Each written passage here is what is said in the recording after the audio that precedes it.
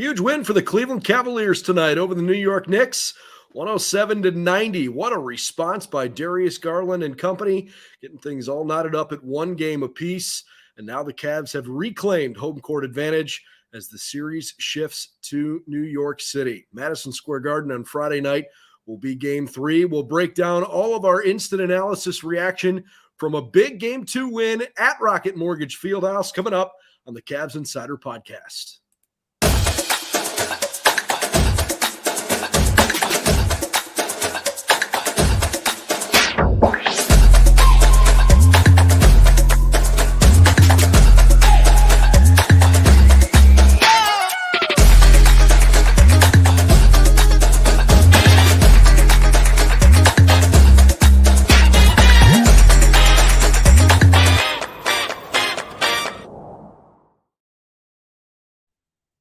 What's up, everybody? Welcome back to the Cavs Insider Podcast.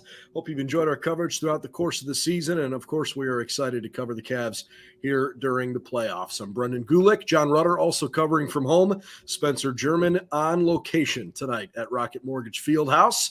By the way, you can follow us on our social media handles at CavsInsider_FN for FanNation. Of course, we're part of the Sports Illustrated Media Group, and over on the website at CavsInsider.com.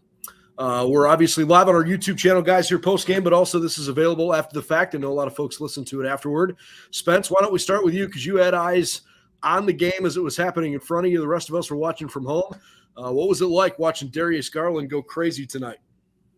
Oh, I mean, it definitely sparked the crowd tonight was really into it from the beginning, just watching him kind of step up. And he talked pregame, well, JB talked pregame, I should say, just about how he had sort of had a private conversation, pulled Darius Garland aside and made a point in saying, hey, shoot the ball and, don't waste opportunities, leave it all out on the court. And he certainly came out firing tonight, 32 points. He had 7 assists to go along with it.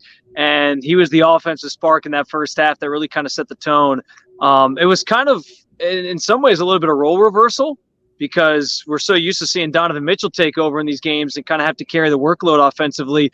But he was able to kind of sit back, and there was a number of times where he made some awesome plays. He had actually a career-high 13 assists, and he was kind of a decoy where the defense sort of converged on him, and then he'd find Evan Mobley or somebody cut into the basket, and that kind of, again, you generally see him being the offensive guy and Garland sort of being the facilitator, and they kind of switched positions tonight, and it worked beautifully. I think there's still something to be said for those two guys kind of feeling out like who's taking over on any given night, and we're probably going to see throughout the series that there might be a game where Mitchell has to do what he normally does and Garland goes back to being the facilitator. But tonight was certainly all about Darius Garland, and man, was he awesome to watch. He could not miss from three early on.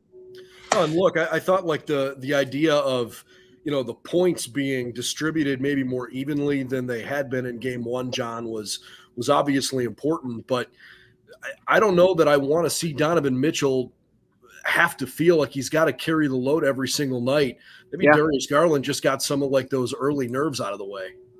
Yeah, and I was watching the first couple of minutes of that game tonight and thinking back to last year in the play-in games and how valuable that playoff experience would have been had they gotten into that round. I think that hindsight, looking back on that could have been a tremendous growing experience, so they wouldn't have necessarily had those nerves in Game 1 tonight.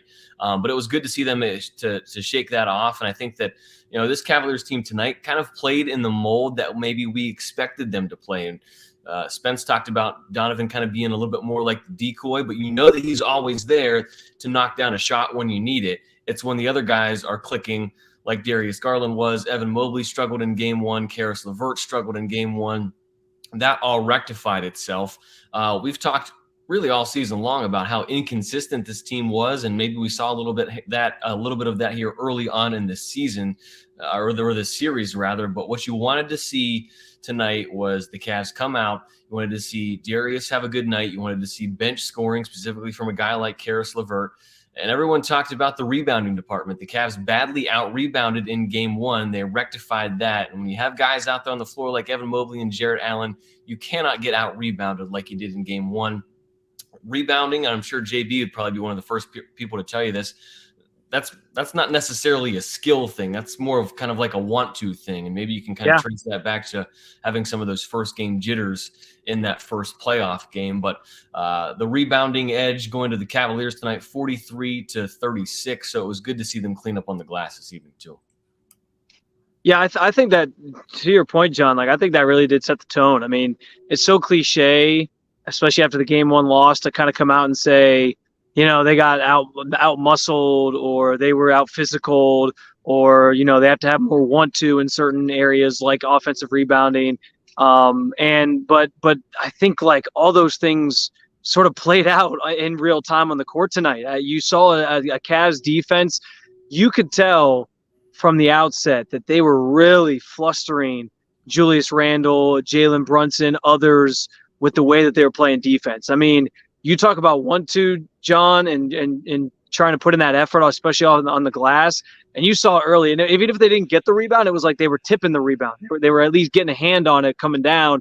And then on top of that, just when guys were going up with the ball, they were stripping it, and it was from across the board. It was the 5 starters, and then it was Caris LeVert when he came in. It was Jetty trying to hang with Jalen Brunson. He was the first sub off the bench for Isaac Okoro after he got a couple fouls, and he was putting forth the effort. So it was good to see all around. And as cliche as it is, I think that was the biggest difference between game one and game two, was just the effort, specifically on the defensive end. We know how much JB emphasizes that side of the floor. We know that is the staple of this team, and it's going to be interesting because we talk about in a 7-game series like this, what are you going to be able to take on the road, and what's going to help you on the road when you go into a hostile environment. Everyone always says your bench, the role players aren't always going to play as well when you're in a hostile environment like you're going to get at MSG. Okay, well, the one thing that should travel is the defense that you played with tonight. So if they come out with that effort again, there's no reason why they can't win in Madison Square Garden on Friday. Yeah, and look, I mean, I wanted to see this team win because winning solves so many things. But I just felt like they needed to have the response that after taking a real gut punch in game one, that they were willing to show, you know what, we're going to be the ones that, play the physical brand of basketball that the playoffs demand. And it just so happened that in addition to that, they got hot. And that second quarter was really, really impressive offensively. I mean, they outscored the Knicks 34-17, and it was just kind of an avalanche from there.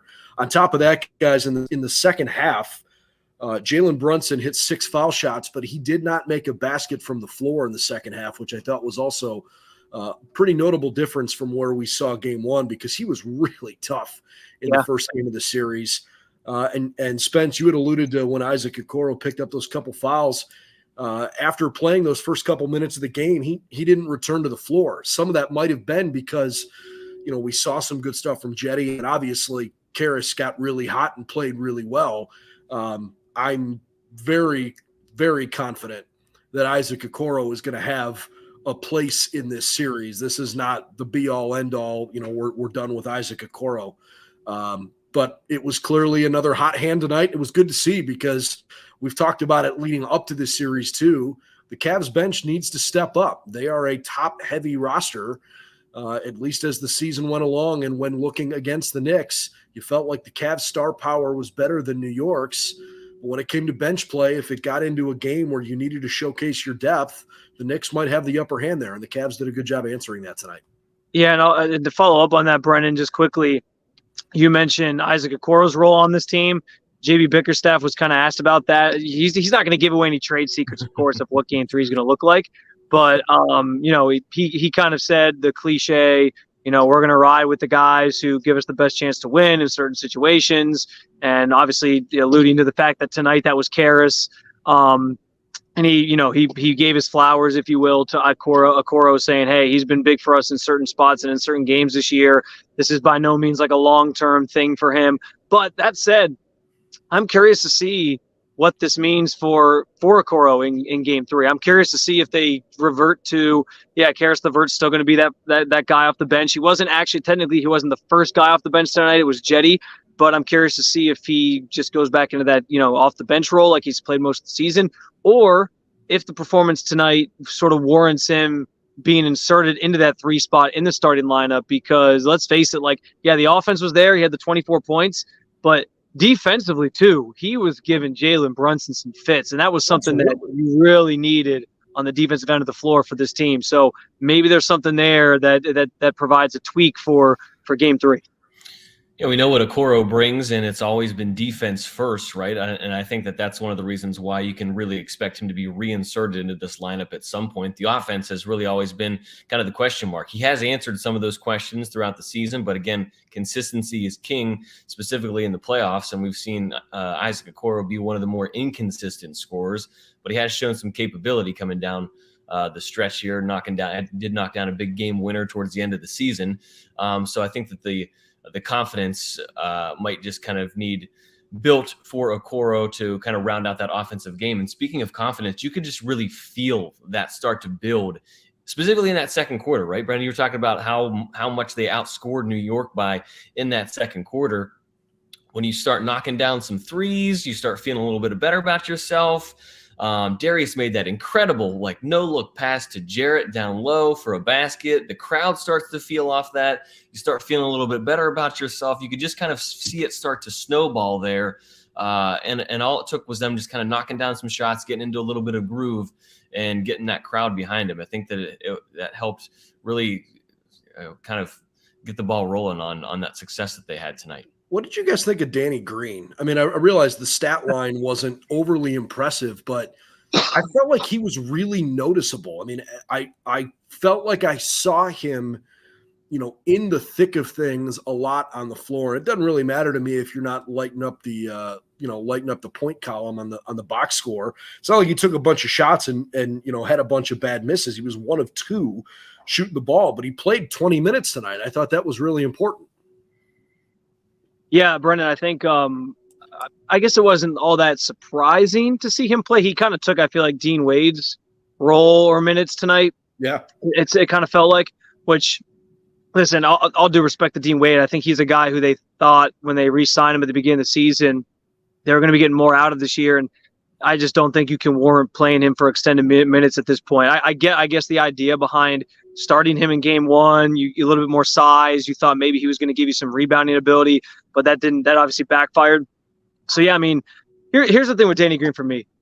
I still sort of go back to the trade deadline and feel, I know they didn't trade for him, but that was around the time where there was the Kevin Love rumors, and then he obviously gets out of Cleveland. And it seemed like them adding Danny Green through the buyout market was kind of what forced Kevin Love to finally just be like, there's no chance I'm getting back into rotation, and now that they're adding this guy. And so I've kind of been waiting to see, like, are they going to use him? Is he going to be part of the rotation at some point? Because, yeah, I understand it's a buyout guy. It's not like you're expecting some massive role for him. But then you see what Kevin Love – I mean, you talk about fans of teams sort of being very hyperbolic. The Cavs lose. Then you go see what Kevin Love did that night. He put up like 18 points off the bench for Miami, and they win. And everyone's like, we could be using this guy. So the fact that he got into the lineup tonight, I think, was awesome for them, because it at least shows that we're going to try to get him some minutes. We're going to try to get him a chance to play and utilize this asset that we think we have. It seems like maybe his delay in getting out there was still sort of recovering from the injury that he had. But, yeah, I mean, he knocked down the 1-3. He had another one he knocked down that he actually stepped out of bounds, so it didn't count. But even on the defensive end, he showed us some things that I was kind of impressed by for being a little bit of a veteran, older player who's obviously coming off of a knee injury. I don't know that he has some massive impact on this series long term, but if you can get a few minutes from him where he's knocking down a couple shots for you, of course you'll take it for a team that obviously had bench issues all season. You want to talk about worst case scenario? Oh my gosh, that's what everybody in Cleveland was thinking when they saw Kevin Love and the 18 points that he put up. Like, they were wondering, where was this? Like, right, exactly, hands on the head. Like, oh my God. I just remember, like, I went back to so many photos that I had of him pregame with his thumb taped up, and just you could tell that he was not the same Kevin Love that we saw last year. And he had just kind of lost a step, and there wasn't really going to be a role for him in Cleveland. And then to see Danny Green come in, and looking at the stat sheet, you see that 20 minutes, and that certainly jumps out at you. If he's able to, I was watching him on a few offensive possessions, and I noticed the fact that he just kind of floats to the corner, and I'm kind of content with that, because he's a guy out of everybody else that's on that roster that you're going to bring in off the bench, Jetty's inconsistent from three. We've talked about Isaac Okoro and his inconsistencies. I think that if you're looking for a guy that is out there hanging around the three, hanging around in the corner, that's able to knock down shots, it is Danny Green. So I think that inherently provides value if he's still able to stick his nose in there and get things dirty on the defensive end. I'll tell you this, the crowd loves seeing Danny Green get out there and hit that three. They were going nuts when he knocked that one down. They sure were. How about this? We get a note from Tom that says, "Welcome back, John." You know what? Welcome back, John, for sure. Tom's been one of our viewers and listeners since day one, and every time I would put up a stream, whether it was at a press conference or pre or post game presser from JB, Tom was usually the first one on there asking how everybody was doing. So glad that we got a win for you tonight, and it's good to be back here on the broadcast. I guess I didn't notice this so much during the game, guys, but when you look at the box score, there's one other number that's super glaring, and it ties into probably the biggest pregame storyline. Was Josh Hart going to play? His plus minus tonight was minus 29. Yeah. That is eye-popping. I don't know that I noticed him like brutally struggling, but I mean, obviously he was a liability defensively with a plus minus like that. There was a stretch, Brendan, where he got called for that technical foul. Right. And then I want to say this was the second quarter, I think. He got called for the technical foul. Then on like an inbound play, they threw him the ball near the sideline. It bounced off his hands and went out of bounds. And then a couple possessions later, somebody tried to throw him a pass, and it went off the back of his head, and the Cavs led to a Cavs turnover that led to a transition bucket. So that was probably the most glaring moment for him, where he was kind of really struggling. But you're right. Like, yeah, he was the guy who in game one, we were all sitting there, again, Cavs fans overreacting as they do. Why didn't we trade for Josh Hart at the trade deadline? Look how impactful this guy is off the bench for the Knicks. And then in game two, more of an issue there, and the Cavs sort of took advantage. So it just goes to show you, like, you can't, I think, game to game read too much into one or two little things here or there. Guys are going to step up here, in some games more than others. Shots are going to fall for guys in some games more than others. And I think the Cavs probably found something that they could exploit on the other end of it. But from here, the series is evened up, and it's a chess match from here. Which coach is going to be able to sort of pull out some different concepts and some different tricks that maybe they have up their sleeve, and that's kind of how these 7-game series tend to be decided. So yeah, I mean, it's great that the Cavs responded the way they did, and to have this thing evened up going to New York is immense. John, I'll let you start. I just want to say maybe we kind of close with some, biggest takeaway kind of thoughts as you think about how to encapsulate, this full game from tonight. What's the most prominent thing that stands out to you? I think the biggest thing is the fact that they were simply able to just shake off what was kind of a bad loss, right? We've talked about how important seeding was coming into this postseason. The Cavs get the 4 seed. We know how good they were at home all season long. So I think that coming into this series, you had to be really feeling pretty good about what you were sitting with, knowing that you had home court advantage, knowing how well you played on your home floor all season long. Yeah, you've had your struggles against the Knicks so far this season, but you can kind of throw that away and kind of get focused on postseason basketball. And then, just the jitters and, I want to say, if I'm looking for like one word to describe what we saw in game one, it was just like uncharacteristic, right? That wasn't exactly what we have grown to know and expect from this Cavaliers team all season long. There are ups and downs, obviously, in an 82-game series, but you kind of expect some of those consistent hallmarks to be there, right? The defense, the rebounding, and we didn't necessarily see that in game one. So to see that kind of rectify itself in game two, I thought was a good sign. And Spence, you kind of used the buzzword here, I think, that we'll talk about for the next week or so over a 7-game series, the chess match, right? 7-game series is all about adjustments and how each team is going to tinker with lineups and concepts and what they're going to roll out there on a nightly basis from game to game. And that kind of circles back to what I talked about at the beginning of the broadcast with the experience that they could have gotten last year. As valuable as that would have been for the players, I think that also would have been equally as valuable for JB Bickerstaff to have a series to be able to kind of tinker with things and figure out what a series is going to look like. And I mean, let's face it, last year, if they would have advanced into the playoffs, that would have been about as a low pressure of a playoff situation as you could have expected for that team. Yeah, no doubt about it, John. And that you make some great points there on just what you're kind of taking away from this one. I think you're right. Like, to see them play to their identity tonight was huge. And part of that identity, I think, has been their ability to rebound, no pun intended, and bounce back from, a tough loss or a bad quarter or whatever it might be. I mean, how many times do we find ourselves watching this team where they got off to a slow start, and then in the fourth quarter they were down maybe 20 points at one point. They're within, a bucket of winning a game. So that's kind of been their hallmark of the season, for better or for worse. It's probably given a lot of fans anxiety out there, but yeah, I mean, it's kind of been what they've done all year. So I'm not surprised they bounced back the way they did. I said it pregame with you, Brendan, like, we were going to learn a lot about this Cavs team tonight. It was either going to be they're down 0-2 and we're sitting here saying, all right, they just weren't ready for this stage yet, or they were going to bounce back like they've done all year and stay true to their identity, and that's the result that we get. So for me, I guess, as you look ahead to games 3 and 4 in New York, I'm like I sort of brought up earlier, I'm curious to see what travels well with them and what they're able to do on the road. We know they've had road issues all year, that we know they've struggled in those situations where they got to travel to an opponent's arena. This is obviously even higher scale when you're talking playoff basketball, different atmosphere.